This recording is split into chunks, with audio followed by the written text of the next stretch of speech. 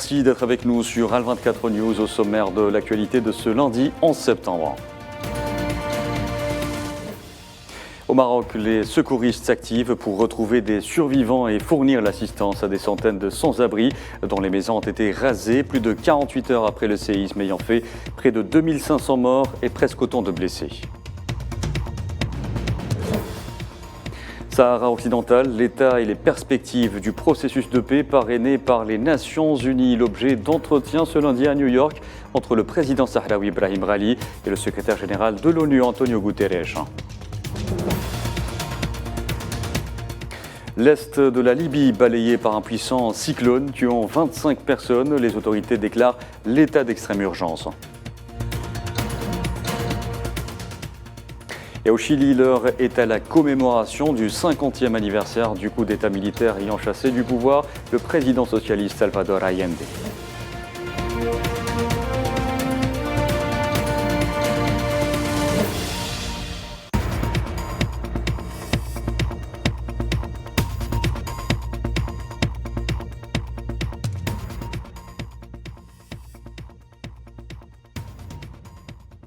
Bonjour à tous. Il ne cesse de s'alourdir. Le bilan du puissant séisme de magnitude 7 ayant frappé le Maroc vendredi soir s'est alourdi à 2497 morts et 2476 blessés. Aux pertes humaines s'ajoutent d'importants dégâts matériels. Le ministère de l'Éducation marocain a fait état d'au moins 530 écoles et 55 internats endommagés par le séisme, particulièrement dans les provinces de Chichaoua et Taroudant, où les cours ont été suspendus dans 42 localités.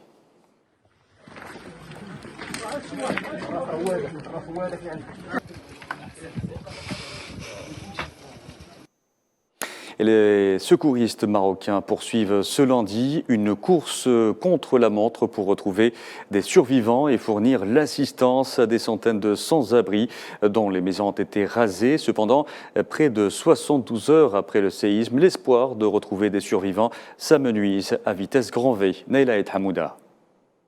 Sous un soleil de plomb et dans un nuage de poussière, les secours s'affairent pour tenter de retrouver des survivants sous les décombres, à plus de 48 heures après le séisme qui a frappé le Maroc. Une course contre la montre s'enclenche, les secouristes sont à pied d'œuvre. Chaque minute est précieuse. Selon la Croix-Rouge, les 48 prochaines heures seront critiques. Les habitants cherchent eux aussi leurs proches et leurs voisins à leur manière. À l'aide d'une pelle ou à main nue, tous les risques sont à prendre. À la souffrance s'ajoute la peur des répliques. De nombreux habitants continuent de dormir dehors, de peur de rentrer chez eux. Dans certaines régions montagneuses, passer une troisième nuit s'annonce difficile, car quand le soleil se couche, il fait à peine 10 degrés. Dans ces zones difficiles d'accès, les aides arrivent au compte-gouttes.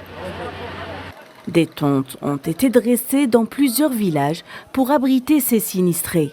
Selon l'OMS, plus de 300 000 personnes ont été affectées par la catastrophe. Face à l'ampleur de la destruction, la solidarité s'organise. Nombreux habitants se sont rués dans les hôpitaux pour donner du sang pour les victimes. Et alors que les recherches de disparus se poursuivent, les survivants à ce tremblement de terre le plus meurtrier qu'ait connu le Maroc depuis plus de 6 décennies ont du mal à trouver nourriture, eau et abri.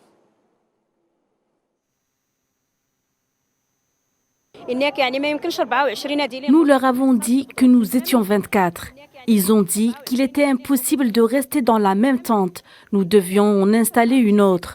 Ils ont dit qu'ils nous en donneraient une de rechange dès qu'elle serait disponible. Et face à cette tragédie, l'Algérie s'est dite prête à dépêcher en urgence dans le cas où le Maroc accepte cette offre d'aide. Une équipe d'intervention de la protection civile comprenant 80 secouristes spécialisés, une équipe médicale ainsi qu'une aide humanitaire de premier secours.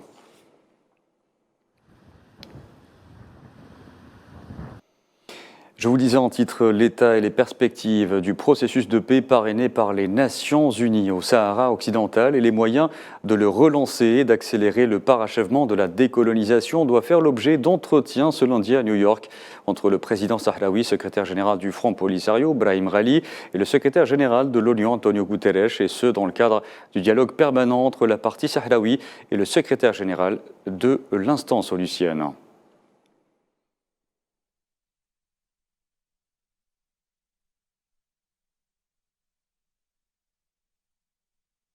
Et à la veille de cette rencontre, le ministère sahraoui des Affaires étrangères a réaffirmé le règlement du conflit au Sahara occidental, qu'il devait être conforme à la Charte des Nations Unies et de la Charte constitutive de l'Union africaine, et ce, en réponse à un communiqué de son homologue marocain qui s'attache obstinément à la solution colonisatrice et à ses atermoiements, une position réitérée à l'issue de la rencontre de l'envoyé personnel du secrétaire général de l'ONU, Staffan de Mistura, avec le ministère des Affaires étrangères de l'État d'occupation marocain.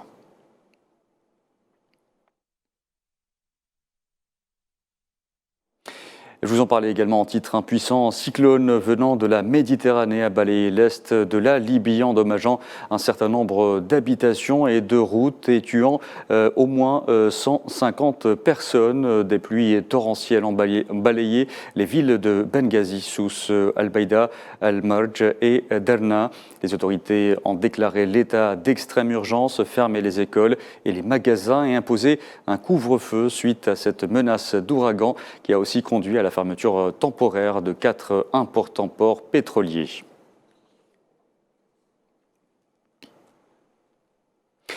Au Gabon, à présent, le nouveau Premier ministre qui dirige désormais le gouvernement de transition a annoncé pour la première fois un délai de transition après le coup d'État survenu le 30 août et qui a renversé Ali Bongo. Il pourrait être de 24 mois selon Raymond Ndong Sima, un objectif qu'il a estimé raisonnable. Face à moi, s'il vous plaît. C'est pas C'est-à-dire que ça a déjà commencé. Je suis toujours d'avis qu'il faut, au départ, partir sur une période de l'ordre de 24 mois, qui peut être légèrement inférieur, qui peut être légèrement supérieur, mais pour moi, 24 mois est un objectif raisonnable. Et toujours dans l'actualité africaine, Bamako a affirmé qu'un incident aérien s'était produit au nord de Gao, impliquant un aéronef de l'armée malienne. L'armée qui a indiqué que les détails concernant cet incident seraient rapportés ultérieurement. On reste en Afrique où le général Abdel Fattah al-Burhan, chef des forces armées soudanaises, se rend ce lundi en Érythrée où il doit rencontrer le président érythréen Assayas Afwerki pour discuter de l'avenir des relations bilatérales et le renforcement, une visite qui intervient sur fond d'affrontements au Soudan entre l'armée soudanaise et les forces de soutien rapide.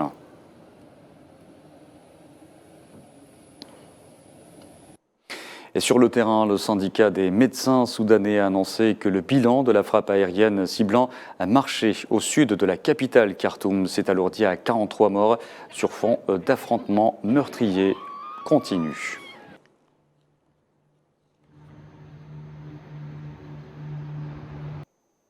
Dans l'actualité aussi, l'Éthiopie a achevé les opérations de remplissage du barrage de la Renaissance. C'est ce qu'a annoncé le Premier ministre Abiy Ahmed, précisant que la 4e et dernière phase de remplissage du plus grand barrage en Afrique avait été conduite avec succès, selon les autorités éthiopiennes.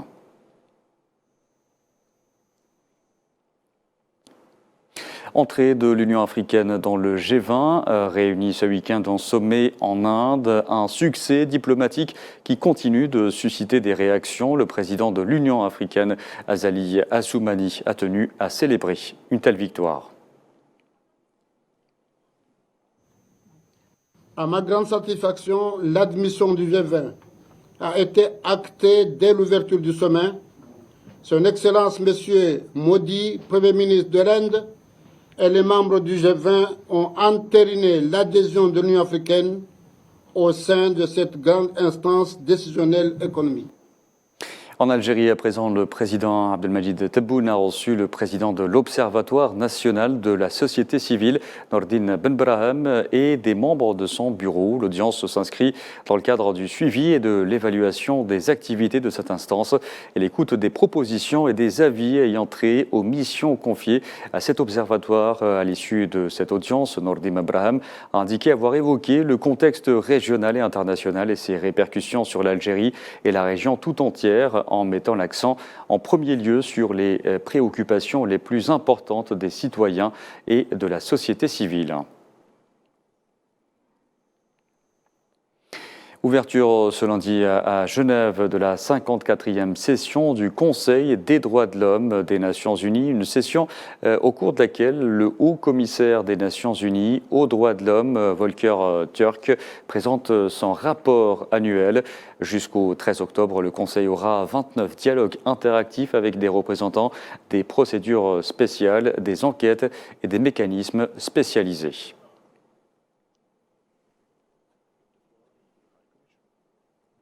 Les questions liées au climat étaient sur toutes les lèvres durant le dernier sommet du G20. Les experts ont exhorté notamment les gouvernements et les secteurs privés à travailler main dans la main, et ce, en ce qui concerne le volet du financement. L'éclairage d'Amal Amaziane Zitouni. Freiner le réchauffement climatique. La priorité principale pour lutter contre cette crise climatique est le financement du climat de la part des gouvernements et du secteur privé. C'est l'avis des experts lors du 18e forum du G20 tenu à New Delhi. Le secrétaire général de l'ONU, Antonio Guterres, a exhorté le groupe des G20, plus grandes puissances économiques, responsables de plus de 80% des émissions responsables du réchauffement climatique, à profiter du sommet pour résoudre une crise climatique qui échappe à tout contrôle. S'il y a un changement climatique, 80% des émissions à effet de serre proviennent principalement des pays du G20. Les pays du G20 doivent donc assumer leur leadership sur deux fronts, d'abord en matière de réduction des émissions, mais également en matière de justice climatique. Antonio Guterres a appelé les pays riches à respecter les engagements déjà pris en matière de financement climatique afin de maintenir l'objectif de limiter l'augmentation de la température moyenne mondiale à 1,5 degré Celsius. La crise climatique s'aggrave considérablement, mais la réponse collective manque d'ambition, de crédibilité et d'urgence.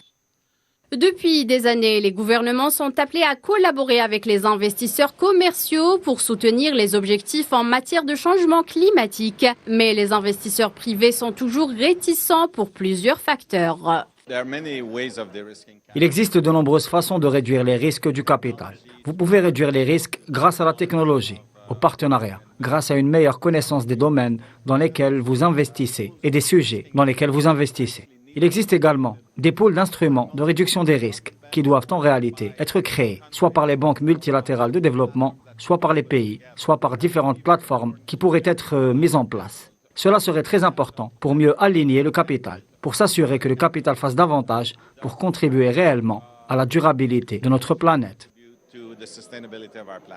La Grande-Bretagne vient de s'engager à verser 2 milliards de dollars à un fonds climatique soutenu par l'ONU. La France, de son côté, se dit préoccupée par le fait que de nombreux pays émergents semblent dire que le changement climatique est une responsabilité des pays riches. Hôte de l'édition 2023 du G20, les priorités de l'Inde comprennent des efforts visant à développer les énergies renouvelables comme l'hydrogène, l'efficacité des ressources et la réforme des banques de développement comme la Banque mondiale et le Fonds monétaire international pour aider à rendre les fonds plus accessibles aux pays à revenus faibles et intermédiaires. Le Premier ministre indien Narendra Modi appelle à une réunion virtuelle des dirigeants du G20 en novembre prochain.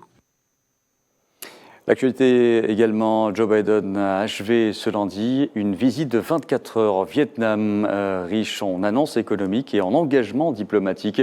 Le président américain s'est envolé pour l'Alaska où il doit commémorer les attentats du 11 septembre sur une base militaire à Hanoï. Biden a précisé qu'il ne voulait pas contenir la Chine alors que les divisions sur le commerce, la sécurité et la souveraineté territoriale de la Chine sont au cœur des désaccords entre Washington et Pékin.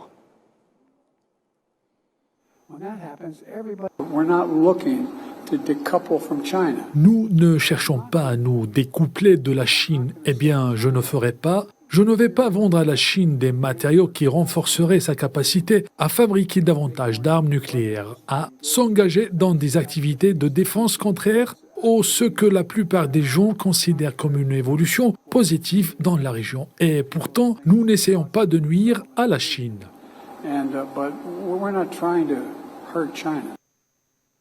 Et toujours depuis le Vietnam, le président américain a commenté sa rencontre avec le Premier ministre chinois Li Qiang en marge du sommet du G20 à New Delhi et évoqué sa prochaine rencontre avec son homologue chinois Xi Jinping.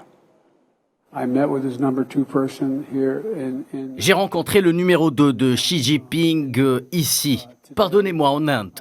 Ce n'est pas comme s'il y avait une crise si je ne lui parle pas personnellement. Ce serait mieux si je le faisais. Mais je pense, écoutez, ce n'est pas une critique, c'est une observation. Il est très occupé en ce moment. Et je vous disais en titre, le Chili commémore le 50e anniversaire du coup d'État militaire qui a chassé du pouvoir le socialiste Salvador Allende et marqué le début de la dictature d'Augusto Pinochet.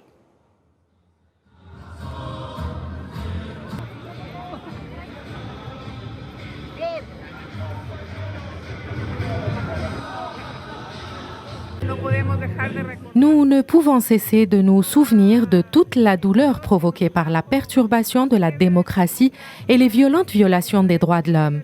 Dans un sens, cela suscite des sentiments mitigés. D'un côté, une date comme aujourd'hui, le 4 septembre, nous rappelle les 1000 jours du gouvernement d'Allende, qui, malgré leur dureté, ont été très lumineux. D'un autre côté, cela nous rappelle aussi la douleur qu'a apporté le manteau sombre de 17 ans de dictature militaire et civile. Et puis enfin, sport, tennis, Novak Djokovic a remporté hier son 4e US Open en battant en finale Daniil Medvedev. Voilà, c'était la dernière information de ce journal. Merci à vous de l'avoir suivi. Vous pouvez retrouver ce programme sur le site d'Al24 News ou à travers nos différentes plateformes en scannant le QR code qui s'affiche en bas de votre écran. Excellent après-midi à tous.